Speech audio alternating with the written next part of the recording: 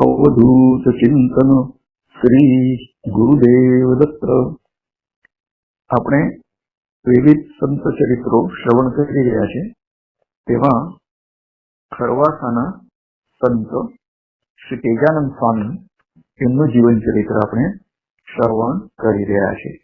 સંત તેજાનંદ સ્વામી તેઓ મરુભૂમિથી નીકળીને આબુ પર્વત થઈને આગળ વધ્યા છે અને શામળાજીના દર્શન કરીને પછી પાટણ અને પાટણ પછી તેઓ અમદાવાદમાં આવ્યા છે। અમદાવાદની આનંદ રજની કિમત્ર ચિત્રમ યત સંતઃ પરાનુગ્રહ તત્પરા મહી સ્વદેહ શીતાય જાયંતે ચંદન ધ્રુમઃ। તો મહાભારતનો શ્લોક છે કે બીજા ઉપર અનુગ્રહ કરવા માટે જ સંત પુરુષો હંમેશા તેમનું જીવન વ્યતીત કરે છે અને ચંદનનું વૃક્ષ પોતાના દેહની શીતળતા માટે નહીં, પણ બીજા બધા લોકોની શીતળતા માટે તે પોતાનું જીવન વ્યતીત કરે છે। તો અનેક કષ્ટ વેઠીને પણ સંતો અન્ય ઉપર અનુગ્રહ કરવા તત્પર રહે છે અને એમાં શું આશ્ચર્ય છે? ચંદન વૃક્ષો શું પોતાના દેહને શીતળ કરવા માટે ઉત્પન્ન થયા છે? ના, ચંદનની પેટે સંતોનો જન્મ પણ પોતાના સ્વાર્થ માટે નહીં, પણ પરહિત કાર્ય જ હોય છે। એમાં શું આશ્ચર્ય છે? તો આ મહાભારતનો શ્લોક છે।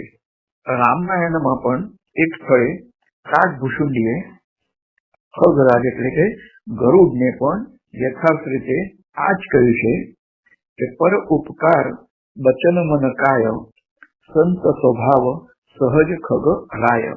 તો મન, વચન અને શરીરથી પરોપકાર કરવો એ તો સંતોનો સહજ સ્વભાવ છે। ઉત્તર ગુજરાતથી પર્યટન કરતા સદગુરુ તેજાનંદ સ્વામી કેટલાક દિવસો પછી અમદાવાદમાં આવી પહોંચ્યા છે।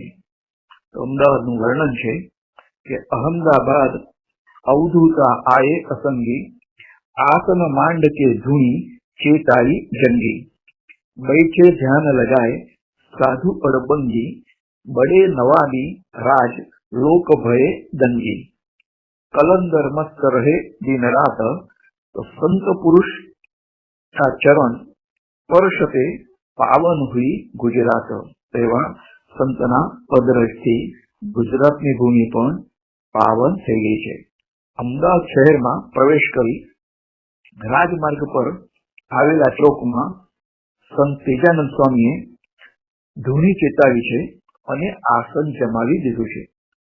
સદગુરુ ધ્યાનમગ્ન બન્યા છે અને પ્રાતઃકાળ થતા એ અડબંગી સાધુને એકાગ્રતાથી ધ્યાનમાં બેઠેલા જોતા લોકો ચકિત થઈ ગયા છે, કેમ કે અમદાવાદ તે સમયે નવાબી રાજ્ય હતું અને આવી રીતે બેપરવાહીથી રાજમાર્ગના ચોકમાં ધૂણી ચેતાવીને ધામા નાખી પડી રહે એ બિલકુલ અસંભવિત લાગતું હતું।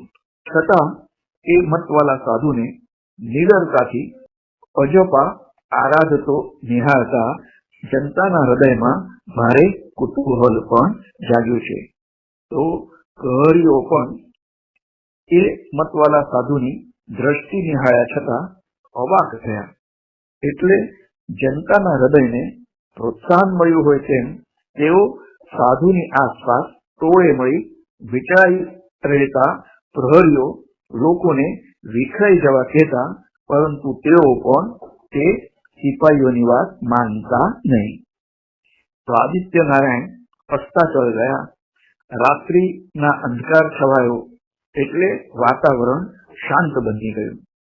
પ્રહર રાત્રિ વીત્યા પછી એ ધગધગતી ધૂણી આગળ કેવળ ધ્યાની સાધુ જ મસ્ત દશામાં અજપા જપતા એકાગ્ર બની ગયો અને માનવોનો પગરવ પણ બિલકુલ શાંત થઈ ગયો, બંધ થઈ ગયો અને શ્યામ રાત્રિ શૂન્યકાર નિશબ્દતામાં ઓતપ્રોત થઈ ગઈ।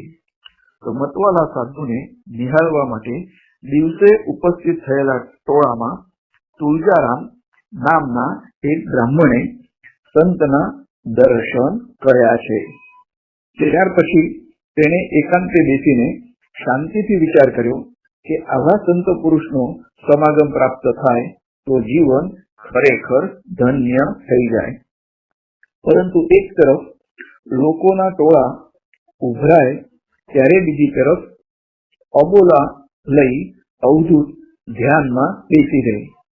તો આવા સંજોગોમાં સમાગમનો અવસર ક્યાંથી પ્રાપ્ત થઈ શકે?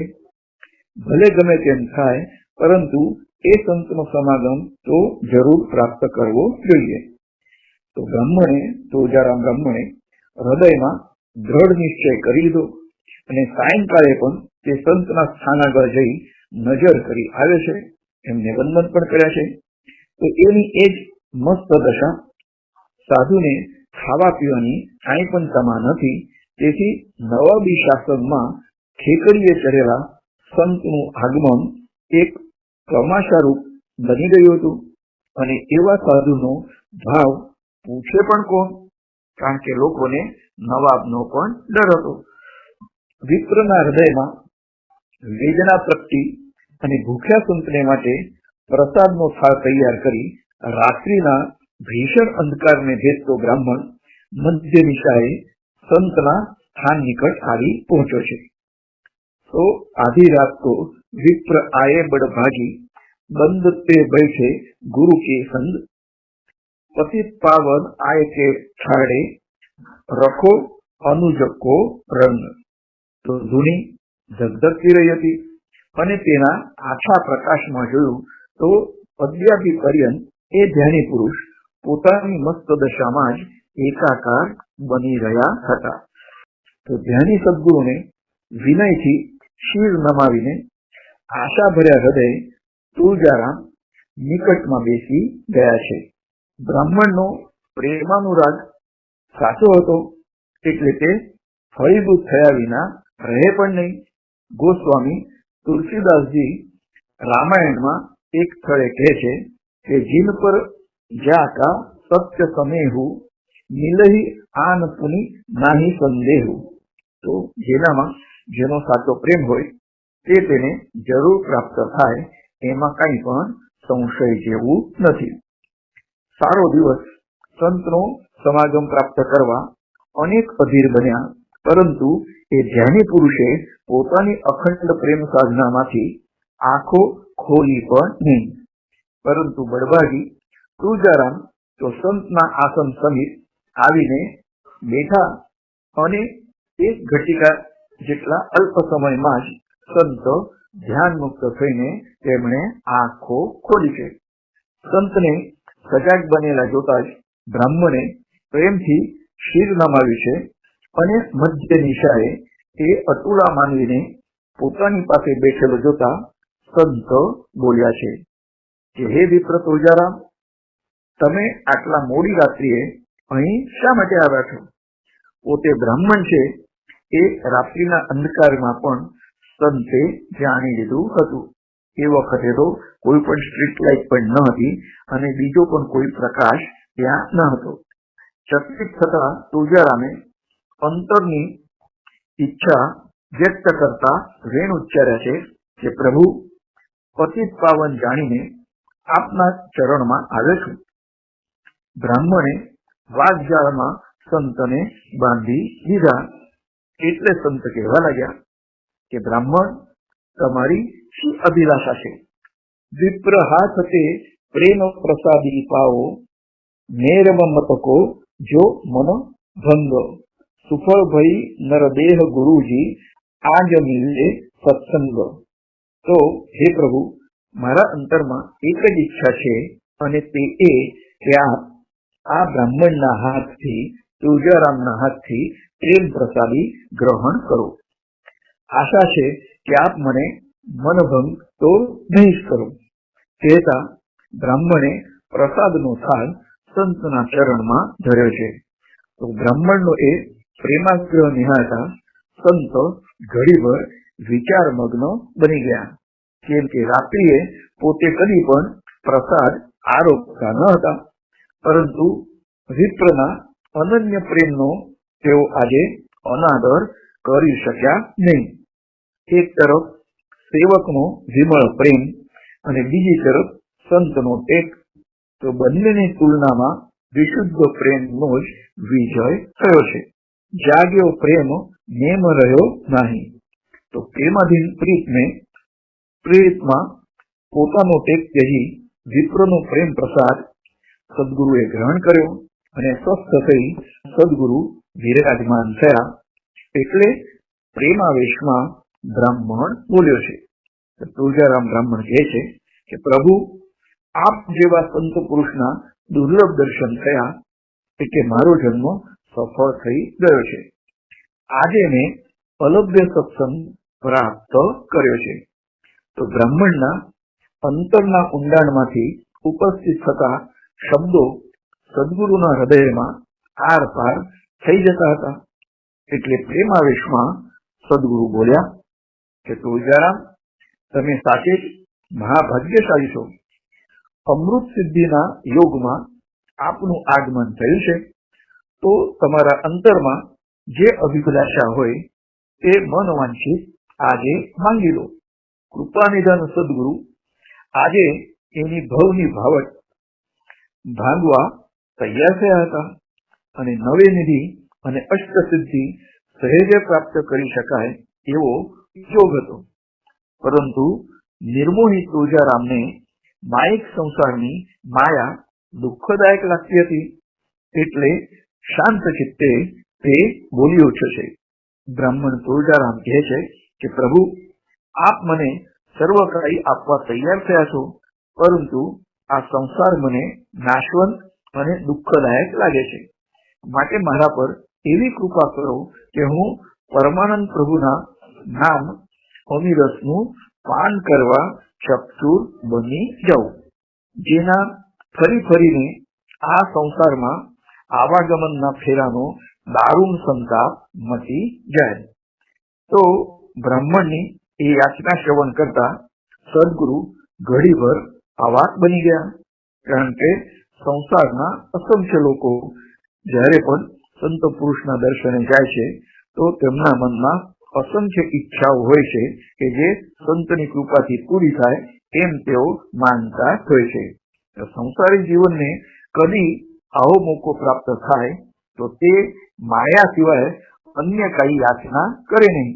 ત્યારે આ તુલજારામ બ્રાહ્મણ તો આવાગમનથી મુક્ત થવા માટે માંગતો હતો. પોતે જેને સર્વસ્વ આપવા તૈયાર થયા હતા એ વિપ્રની આકાંક્ષા તો જરૂર પરિપૂર્ણ કરવી જોઈએ. અને ઉદારચિત્ત સદગુરુ અંતે વિપ્રની ટેક નિભાવવા તૈયાર થયા છે. અને શુભ વરદાન આપતા સંતો તેજાનંદ સ્વામી બોલ્યા છે કે તુલજારામ, તમે જે રામરસનું પાન કરવા અધીર બન્યા છો એ નામ અમીરસમાં ચક્ષુર બની તમે સાચે જ આવાગમનથી મુક્ત થઈ જશો. તો આવાગમન એટલે જન્મ અને મૃત્યુ એની જે શૃંખલા છે એ શૃંખલાને તોડીને મોક્ષ પ્રાપ્ત થવું. એમ કહેતા સંતે પોતાનો વરદહસ્ત તેમના શિર ઉપર સ્થાપતા શુભાશીષ આપ્યા છે. તો તુલજારામ बम्बन की टेक निभाई, गुरु को दिया शुभ वरदान, मोह माया तेज घोर दिशा में चलने लगे गुणवान. तो મૃગજળ સંસારની મનોહારની માયાના દ્વંદ્વને ફગાવી ભીષણ રાત્રિએ બ્રાહ્મણ વિદાય થવા તૈયાર થયો. અને તુલજારામે કહ્યું, પ્રભુ મને વિદાય આપો, સાથે માર્ગ બતાવો કે મારે ક્યાં જઈ અખંડ શાંતિથી એ નામ હું કરવું. સંત તેજાનંદ સ્વામી કહે છે કે તુલજારામ હિમાલયની ગિરિકંદરામાં જ્યાં અનેક યોગી મુનિઓ ધ્યાનમગ્ન બની અજપા જપી રહ્યા છે ત્યાં જઈ તમે નામ અમીરનું પાન કરતા ચક્ષુર બની જાઓ, તમારો સર્વદા જય થઈ જશે. એમ કહેતા સંતે તુલજારામને વિદાય આપી છે. એટલે રાત્રિના ઘોર અંધકારને ભેદતા બ્રાહ્મણે એક ક્ષણે પ્રયાણ કર્યું છે. તો પ્રેમના પંથે વિહરતા એ પથિકને માટે સર્વે દ્વાર ખુલ્લા હતા. અને બાદશાહી રાજ્ય હોવા છતાં કાંઈ પણ આવરણમાં નહીં આવતા તેઓ શહેર બહાર નીકળી ગયા છે અને પ્રાતઃકાળ થતા પહેલા તો ઘણે દૂર પહોંચી ગયા છે. માર્ગ અથાગ હતો, પરંતુ પથિકના હૃદયમાં પ્રેમ પંથે વિચરતા લગારે વિશ્રાંતિની જરૂર ન હતી. અને એના માટે આ જ શબ્દો યોગ્ય છે કે પ્રેમ પંથે દિનધરી દેખા તબ દેખ જબ હોય સરેખા. તો ભલા એ પ્રેમના પંથે પ્રયાણ કરતા દિવસ કે ઘડીનું ભાન જ ક્યાંથી રહે? અવિરત મજલ કાપતા કેટલાક દિવસો પછી તુલજારામ उत्तराखंड हिमालय निकट आवी पहुंचो छे. उत्तराखंड में बैठे योगी ध्यानी नाम से नाता लगे दिल जानी. बिरहीन को अपने त्यो पाया मिट गए आवा गमन. तो हिमालयनी कंदरमा आसन માંડી ધ્યાનમગ્ન બનેલા યોગી મુનિઓના સ્થાન નિકટ જઈ તુલજારામે યોગ્ય સ્થાન નિયત કરી પોતે પણ ત્યાં આસન જમાવ્યું છે અને ધ્યાનમાં બેસી ગયા છે.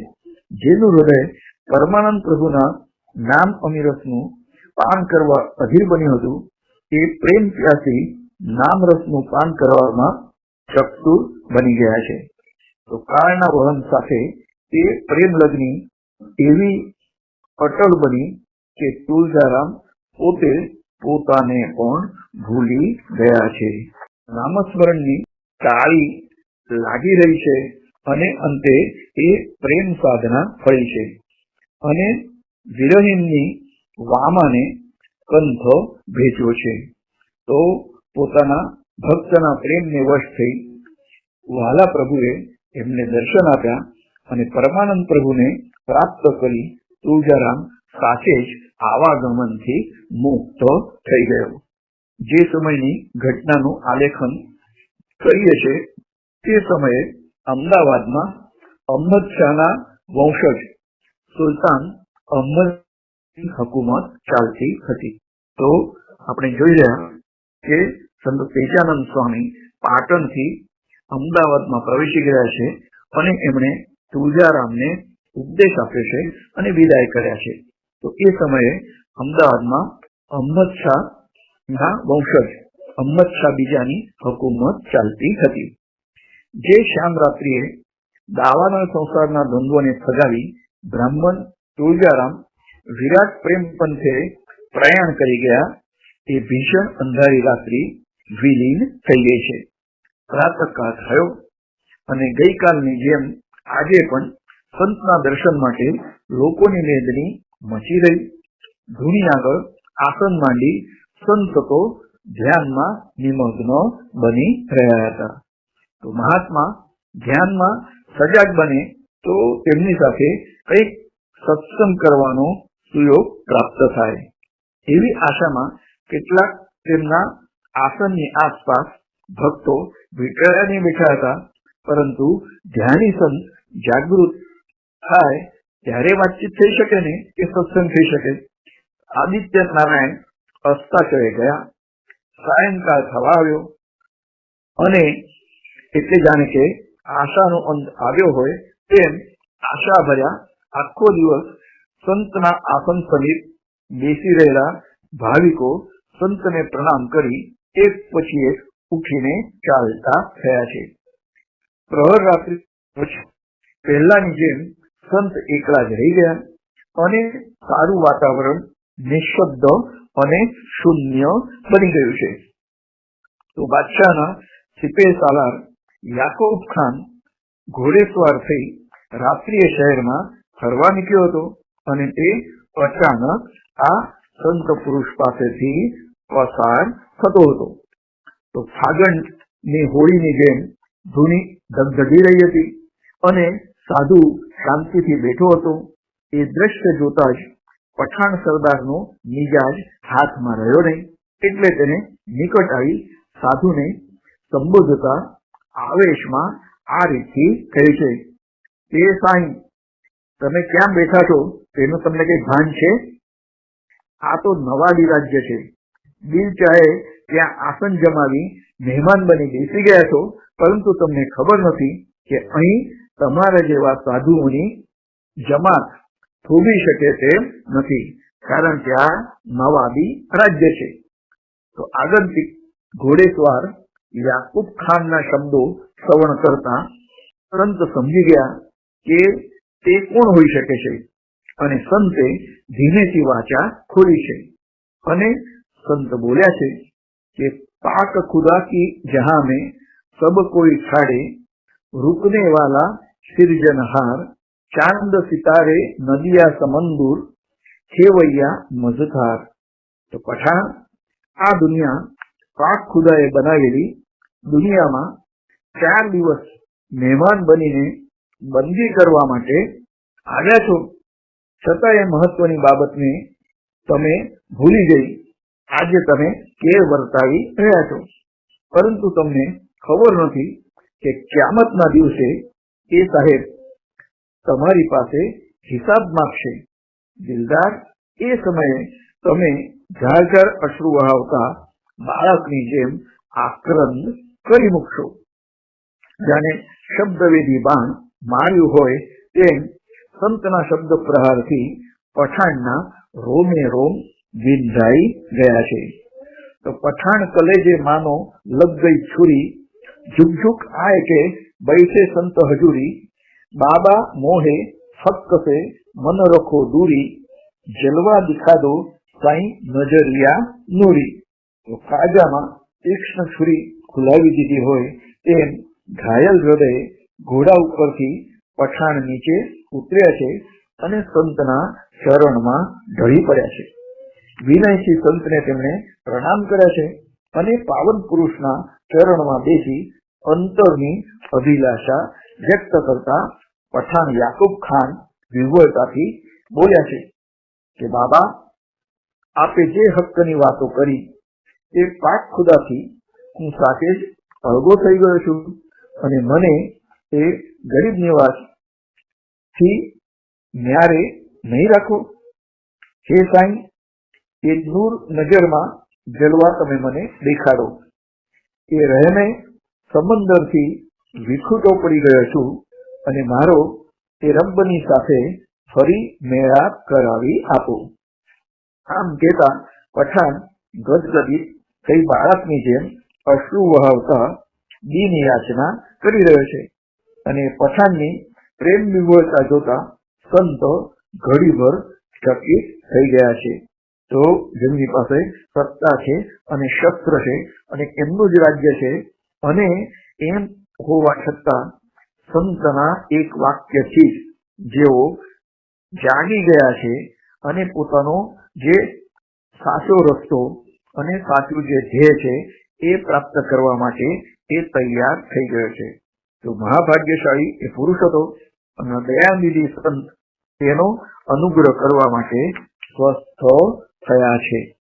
પઠાણ કહે છે કે બાબા, આમ મને રબના દીદાર પ્રાપ્ત કરાવ્યા, હવે તો હું એ પાક પરવરની બંદી કરવા માટે વિદાય થઈશ.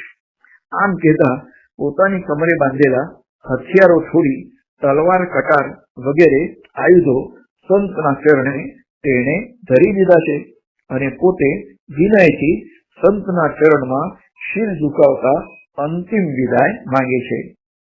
સંત પોતાનો વરદ હસ્ત એના શિર પર સ્થાપતા બોલ્યા છે કે બેટા યાકુબ ખાન, માલિકની બંદગી કરી એક દિવસ તમે સદગુરુના ચરણમાં પાછા આવજો. ઈશ્વર તમારી સર્વદા રક્ષા કરો. આમ કહી સંતે શુભાશીષ આપ્યા છે. એટલે એ જ ઘડીએ યાકુબ ખાન વિદાય થઈ ગયા છે. તેમનો ઘોડો તથા હથિયારો એમને એમ જ ત્યાં પડી રહ્યા છે. અમદાવાદમાં સંત તેજાનંદ સ્વામીએ અનેક લીલાઓ કરી હતી. એમાં હજુ એક લીલાનો પ્રવેશ થઈ રહ્યો છે, અને એ છે પસારવાના નો જે બાલો ભીલ હતો, લૂંટારૂ હતો ખૂંખાર, તો એની અને સંત તેજાનંદની મુલાકાત થઈ છે. એક મંગળરાત્રિએ બીજો પણ એક પાવન પ્રસંગ બની ગયો, અને અમદાવાદની પાસે અસરવા ગામનો બાલો નામનો લૂંટારૂ ભીલ હતો. એ દેશ પલટો કરી દિવસે શહેરમાં આવ્યો હતો અને તે સમયે સંતના દર્શન કર્યા છે. ત્યાર પછી શહેરમાં જઈ એક ધનવાનનો નિવાસ જોઈ લીધો અને તેમાં દાખલ થવાનો માર્ગ પણ તેણે નક્કી કરી દીધો છે અને પછી તે ત્યાંથી વિદાય થયો છે. तो आधी रात को तस्कर बन के आया, साईं को मन्नत कही पुकारा, अर्ध भाग साहिब को बांट दूं, यही मेरा इकरार. तो रात्रि थता ते शહેરમાં આવ્યો અને મધરાતનો સમય સંતના આસન નજીક જઈ બાલાએ સંતને પ્રણામ કર્યા અને મનથી માનતા માની કે હું જે કામ માટે જાઉં છું તેમાં મને જો સફળતા મળે તો તેમાંથી અડધો ભાગ સંતને અર્પણ કરીશ. તો આવી રીતે સંકલ્પ કરી તે બાલો ભીલ પોતાના કામ માટે ગયો છે અને કોઈ પણ મુસીબત વિના બાલો ઘણું ધન પ્રાપ્ત કરીને આવ્યો છે. ધનવાનના ભવનમાંથી ધનના ઢગલા ઉઠાવી લાવ્યો અને સંતના આસન પાસે આવ્યો છે. તે સમયે સંત સજાગ બની બેઠા હતા. આમ તો સંત પુરુષો ક્યારે પણ નિદ્રા લેતા નથી. તેઓ સર્વશક્તિમાન ઈશ્વરની હંમેશા બંદગી કરતા હોય છે, એટલે કે તેમનું નામસ્મરણ કરતા હોય છે. તેમની પાસે વિનયથી શિર નમાવીને તે બાલો બેસી ગયો અને એ પાપી ભીલને જોતા જ સંત પુરુષ બોલ્યા છે તેજાનંદ કે બાલા, પારકાનું ધન ચોરીને તું અહીં શા માટે આવ્યો? તો બાલો ભીલ બોલ્યો છે કે બાબા, આપની માનતા રાખી હતી એટલે આ ધનમાંથી અડધો ભાગ આપને આપવા માટે હું અહીં આવ્યો છું. તો સંત તેજાનંદ બોલ્યા કે પાપી, સાધુને ધનની શી જરૂર છે અને એ પણ પારકાની દોલત ચોરી લાવી સંતને અર્પણ કરતા તું શરમાતો નથી? ત્યારે બાલો બોલ્યો કે મહારાજ, આપ નાહક ગુસ્સો કરો છો. મારા વડવાઓ જે ધંધો કરતા હતા એ જ માર્ગે હું પણ ચાલી રહ્યો છું. લૂંટફાટ કરી ધનના ઢગ મેં ખર્ચી દીધા છે, છતાં હજુ મને સંતોષ થતો નથી.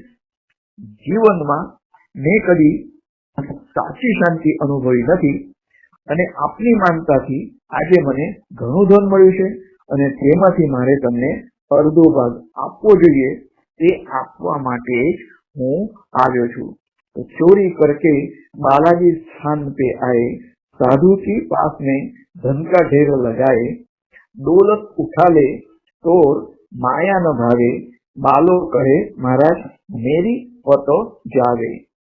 संत को समझाया बहु बात.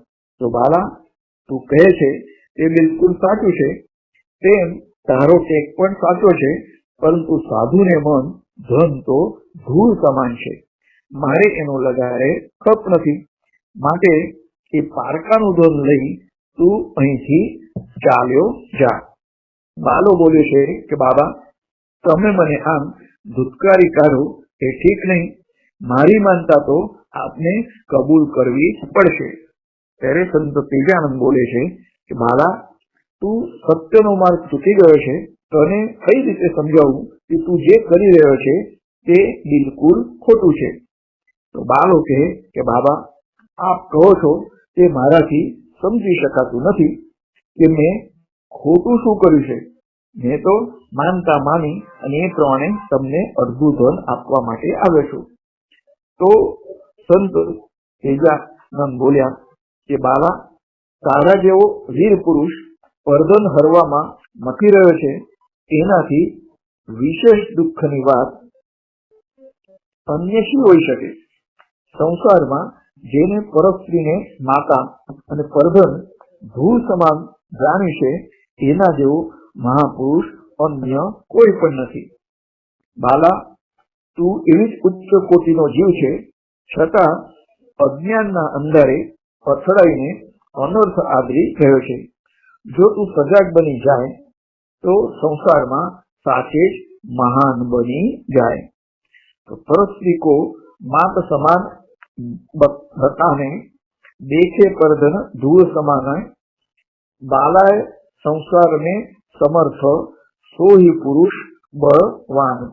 तो बाबा आप शू कहो छो, मारा जेवा पापी भील संसार में महान बनी शके?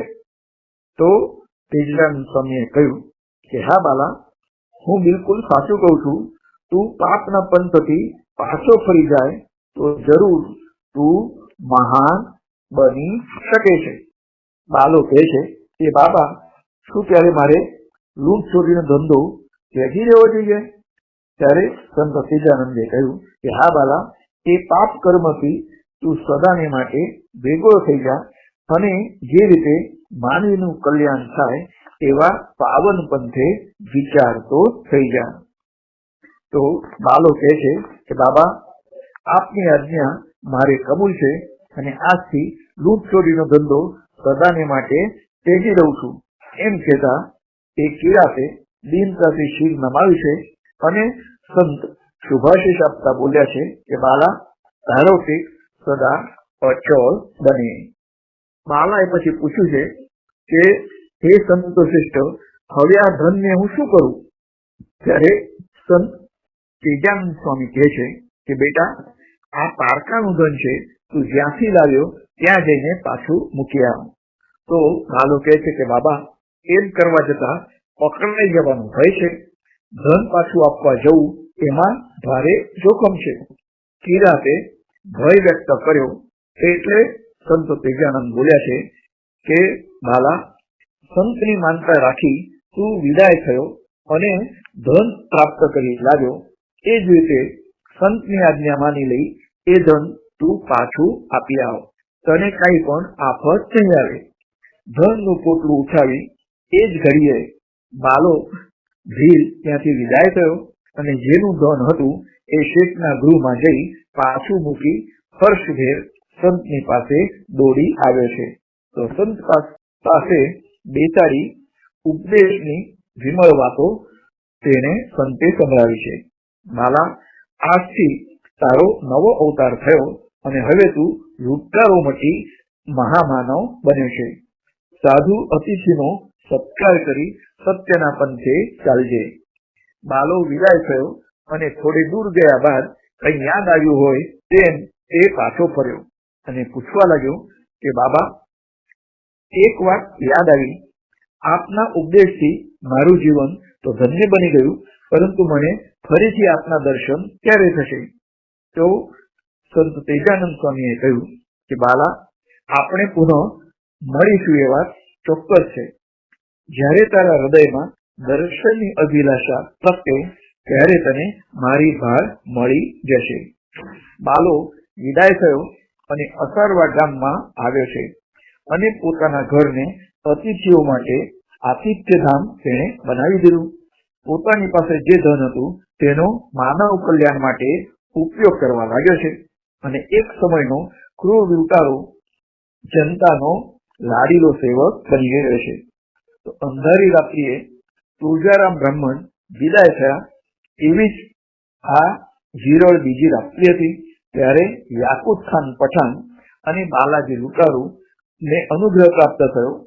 પ્રાતઃકાળ થતા આદિત્ય નારાયણનો પ્રકાશ છવાઈ ગયો છે અને વાત બહાર પડી છે। કોઈ હિન્દુ ફકીરે યાકુત ખાનને ઉપદેશ આપી ફકીર બનાવી દીધો અને તે આ ફાની દુનિયાના ફંદને ત્યજી માલિકની બંદી કરવા માટે વિદાય થઈ ગયો છે। એનો અશ્વ તથા હથિયારો સંતની ધૂણી આગળ મોજૂદ છે। તો શોએબ સુલતાનના કાને એ સમાચાર આવતા જ તેઓ તાજુબ બન્યા અને તરત જ હુકમ કર્યો કે એવા હિન્દુ ફકીરોની જમાત શહેરમાં રહેવી જોઈએ નહીં, માટે જેમ બને તેમ જલ્દીથી તે હિન્દુ ફકીરને શહેરમાંથી બહાર તગેડી કાઢો। આજ્ઞા થતાની સાથે જ સિપાહીઓ દોડી આવ્યા અને સંતને કહેવા લાગ્યા કે બાબા, આપને અહીંથી ચાલ્યા જવાનો શાહી હુકમ થયો છે, માટે અત્યારે જ આપનું આસન ઉઠાવી શહેર બહાર ચાલ્યા જાઓ। સંત પુરુષ તો સમજી ગયા હતા કે હવે આ સ્થળે વિશેષ રહેવામાં સાર નથી, એટલે એ જ ઘડીએ પોતાનું આસન ઉઠાવી સંતે ચાલવા માંડી છે. તો સંતે પ્રયાણ કર્યું અને થોડી વારમાં એક વણિક શ્રીમંતનો પુત્ર ત્યાં આવ્યો. જોયું તો એ સ્થળે સંત ન હતા. લોકોએ કહ્યું કે શહેર બાદશાહે અહીંથી ચાલ્યા જવાનો હુકમ કર્યો, એટલે સાધુ પુરુષે પ્રયાણ કર્યું છે. હજુ તો તેઓ થોડે દૂર જ ગયા હશે. આમ કહેતા માર્ગે એ માર્ગક્રમણ કરવા લાગ્યો અને વણિક પુત્રો જયાનંદે તે તરફ દોટ મૂકી છે. તો ત્વરાથી પ્રયાણ કરી જતા સદગુરુને સાદ કરી તેમણે ઉભા રાખ્યા છે. એ ભાગ્યશાળી ને પોતાની પાછળ દોડતો જોતા સંત ઉભા રહ્યા છે અને નિકટ આવી જયાનંદે વિનયથી સંતના ચરણમાં વંદન કર્યું છે અને બોલ્યો છે કે બાબા, મને સત્યનો માર્ગ બતાવો. હું આ ભવાટ કવિમાં ભાન ભૂલીને ભટકતો કરું છું. મને મંદમતી ને તમે માર્ગ બતાવો. તો એ ધનાઢ્યના સપૂતના અંતરની વિમળતાને સદગુરુ ઓળખી ગયા અને સાથે એ ભાગ્યશાળી જીવ હતો એટલે એના ઉપર અનુગ્રહ કરીને તેને ઉપદેશ આપ્યો છે. બેટા જયાનંદ, દયા સર્વથી શ્રેષ્ઠ છે અને સાથે ધર્મનું પણ પાલન કરો અને ઈશ્વર ભજન કરો. માલિકે તમને અઢળક સંપત્તિ આપી છે, એનો પરમાર્થે વ્યય કરો. એનાથી તમારો આલોક અને પરલોક બંને સુધરી જશે. આમ કહેતા સંત એના શિર ઉપર પોતાનો વરદ હસ્ત મૂક્યો છે અને શુભાશીષ આપીને તેને વિદાય કર્યો છે. તો પારસનો સ્પર્શ થતો હતો એટલે કાંચન બનેલો વણિક પુત્ર પોતાના ભવને સાર્થક બનાવે છે અને પરમાર્થનો પાવન વ્યવસાયનો તેને આરંભ કરી દીધો છે. તો જે આનંદ સાચે જ દાની બની ગયો અને મુક્ત હૃદયે ગરીબોને દાન કરે અને રાત્રિએ અવકાશ મળતા એકાંતે બેસીને ઈશ્વર સ્મરણ કરતો હતો. સંતના શબ્દો હૃદયમાં અંકિત કરતા એ સાથે જ જ્ઞાની બની ગયો અને ઘડીભરના સત્સંગના અકથ્ય મહિમાનું એ જીવંત ઉદાહરણ બની ગયો છે. તો આપણે સંત તેજાનંદ સ્વામીનું જીવન ચરિત્ર શ્રવણ કરી રહ્યા છે અને અમદાવાદ પછી તેઓ આગળ વધ્યા. પુણ્યભૂમિ વડોદરા છે તો એ વડોદરામાં આવ્યા છે. તો વડોદરામાં આવીને એમને શું કર્યું એ આવતા પ્રવચનમાં આપણે શ્રવણ કરીશું. અવધૂત ચિંતન શ્રી ગુરુદેવ દત્ત. જય જય રઘુવીર સમર્થ.